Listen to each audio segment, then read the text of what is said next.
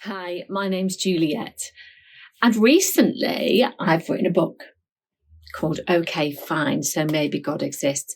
Actually, it's more of a compilation. It's a compilation of poems and beautiful artwork, and it's a lot which I've written over my life. And I love to bring truths, challenges, and thoughts and facts and issues of faith and eternity onto paper through words, and for people to contemplate. Well, for a long time, I've been writing about things that God has inspired me, biblical things, life things, issues of the heart, the soul, the mind.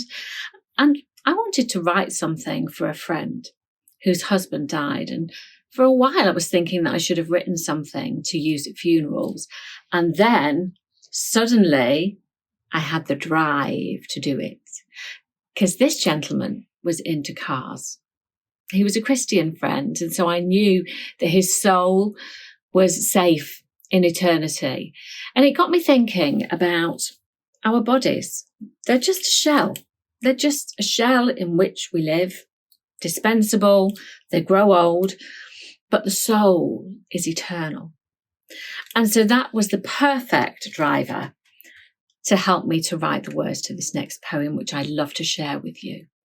Feel free to use these words at a funeral, or just may they be something that can make you smile just for today. It's called Just a Motorhome. On earth, we are but flesh and bone, a shell in which we live. We do not get to choose it, not ours to take or give. A living, breathing motorhome. It's the vehicle we drive to take us on life's journey for the time that we're alive. The model, shape, and colour scheme, we simply have no say. We're happy if it's working as we take our chosen way. We'd most prefer an upgrade from the heavenly parking lot, but it's more or less a certainty that we're stuck with what we've got.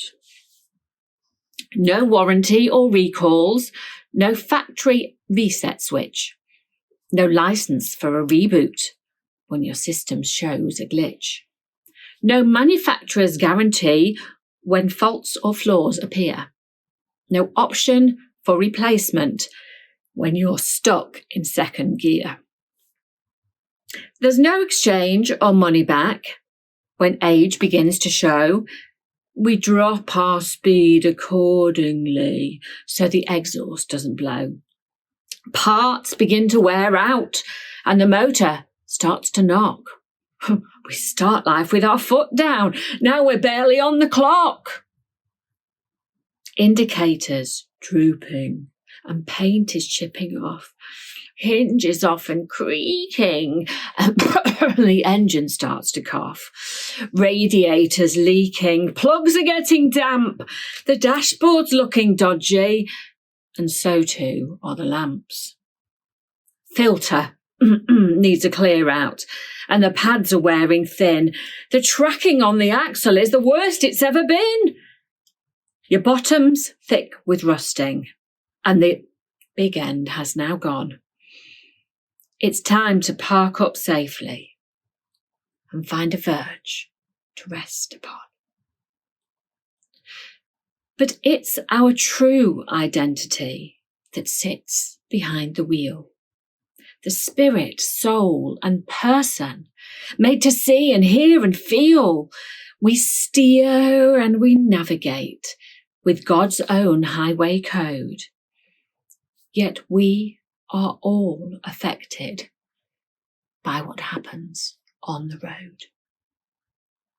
The harshness of life circumstance and a rather bumpy ride, the stress of several potholes can affect the man inside. A nasty brush with road rage and an accident or two may leave our bumper rather bent and constrain our rear view. But God has made a highway that no person can resist. The drivers are all lovely, and the cameras don't exist.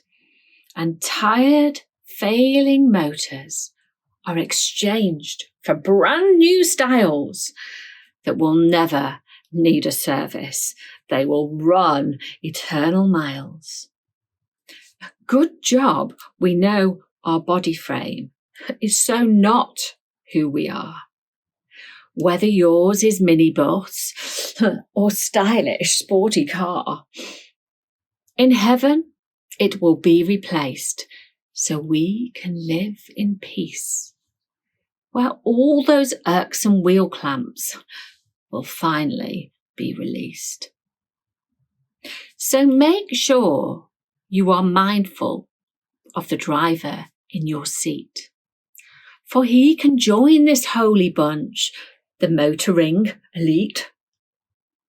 Just see your imperfections and accept that in God's plan, the shell is only temporary, but eternal is the man.